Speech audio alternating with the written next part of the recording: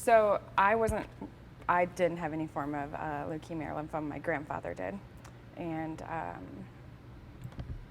it was, I guess, mostly just his journey. He was diagnosed in January of 2012 and passed away in January of 2013. He had AML. And kind of talk a little bit about, a little bit more in depth, like what was that journey like for you and your family from day of diagnosis to, when it finally took them? Okay. So my grandparents were snowbirds. They, every winter after Christmas, they would go, they had a house in Tucson, so they went down there. That particular year, end of 2011, beginning of 2012, they went down a little later. I don't remember why. And my mom had gotten a call mid-January that my grandma was in the ER with my grandpa because he was having some numbness and they thought he was having a stroke. Well, they ruled out stroke, they ruled out a whole list of other things, and said that he needed to go see an oncologist. And we were all kind of shaken, of course, because now they're, way, way across the country and nobody else is down there. We have no other family down there. So they went to this appointment and they did a bunch of tests and essentially said, we believe you have AML. Would you like to start treatment here today, or what do you want to do? So my mom made a ton of phone calls, got him flown back the next day, and the day after that, they went to basically repeated everything here in Des Moines with testing. The next day, we went to the clinic to sit down for the diagnosis, and he agreed with what they had found out in Arizona, that he had AML, which is acute myeloid leukemia, and he wanted to start treatment either that afternoon or the next morning because it was very aggressive. Sorry.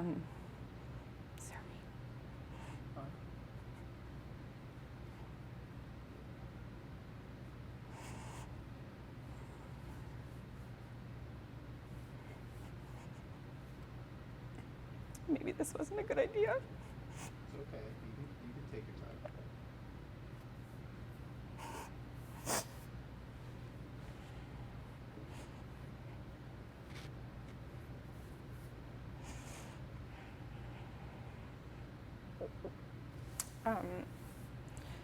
So the next day, he got admitted to the hospital and started treatment. And in typical fashion with my grandpa, he took it all in stride and was his normal smart ass, I don't know if I can say that on camera, but self, and did well with it, as well as you can. The treatment is brutal, and they told us it would be brutal. He had first few days, he was constantly connected because he had a 24-hour continuous infusion of chemo. And for the first 5 to 6 days, he did well, and then it hit him. And then he wasn't our normal grandpa anymore.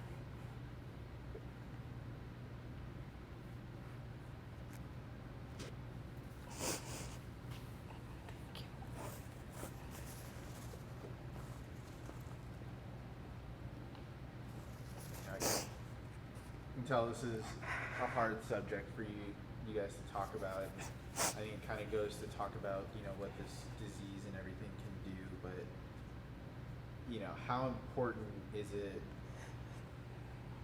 to have a community that is willing to donate to a cause that directly impacted your family? I think it's so great. The instant that I saw what this tournament was benefiting and where the proceeds were going, I knew I wanted to help in any way that was possible. Spread the message, share a story, which obviously I'm not doing very well at. Donate, compete in the competition, any way that I could help to raise money and spread awareness, because if research can put an end to leukemia, or at least find a treatment, it would be so awesome. And what does it mean that, Ty and the group here, they see that this disease has affected quite a few people here within our own community? and like you you try to always give money back to some places, but this really means a lot to a lot of people in our Des Moines Performance CrossFit Des Moines community. What does that say? I think, I mean, basically the comment you made just speaks for itself. It's awesome that they want to give back to something so important, and it's just awesome that they do tournaments like this to raise money for places like the Leukemia and Lymphoma Society that are trying to find cures and end this illnesses rather, forms of cancer that are just awful. And the treatment for them is awful. The illness itself is awful. And I mean, what's it like for you to be part of this community that's giving back? Because this is obviously going to hit you a little harder than some of the athletes who are out in the field, volunteers and stuff, who have never had to deal with this.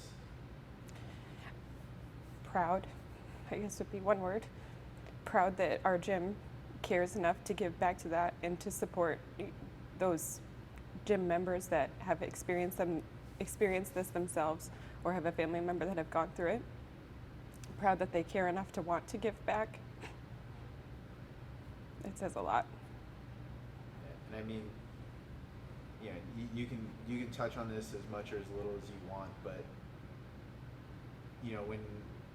when your grandpa was going through that stuff, when your family's going through all these things, how important is it to have that community, that rock that's there to support you as well? It's so important. I can't even put into words how much family and friends and community and everything meant through everything. None of my family is from around the Des Moines area. I was the only one that lived down here. I worked 3 days a week, and my other 4 I spent at the hospital with my grandpa from the beginning to the end. And I spent nights at the hospital. I was there with him for everything. It got to the point where he wrote on his calendar when I was coming, and he wouldn't let the nurses do anything with him until I got there. He would always tell them, "No, Ash is coming, she'll do it." And to have the support of my family and through just everything, it's unreal. And it's something, you can't go through something like this without support. You can't. And is this one of those stories? Did a lot of people in our community know that your family had gone through this? Probably not.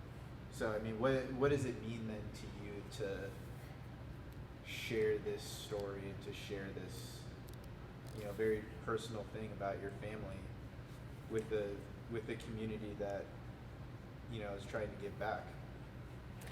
Well, I don't talk about it often. As you can see, I don't do well with it. But if we're supporting something like this, I don't know, it just means a lot. I know that that's not very descriptive, but it just means a lot. It does. If your grandpa could, on the day of the competition, if he could see all the people that are going to be on that competition floor and seeing everybody, supporting a cause that affected your family so much, what would he say? I don't know, but I know he'd be there. I don't think he ever missed an event for any of his grandkids, so he'd be there, and he'd probably tell me he didn't know what was going on, but he was there and he'd support me. And yeah. Are you going to compete in the comp? I hope so. Yeah. You going to try and win it? Sure. But if you do decide to compete, what's it going to mean to you then to be on that floor then? It will mean a lot. If I decide to do it, his initials will be, or something of his will be on my shirt or some part of me, or be with me the whole time. Kind of one of my last questions. There's going to be a lot of people there who probably, their families have never been touched by this disease. They're giving their money, their time, but what, you know, if you could talk to them and really tell them how this can impact a family, The you know, what would you say to them? how their donation can Yeah. impact it.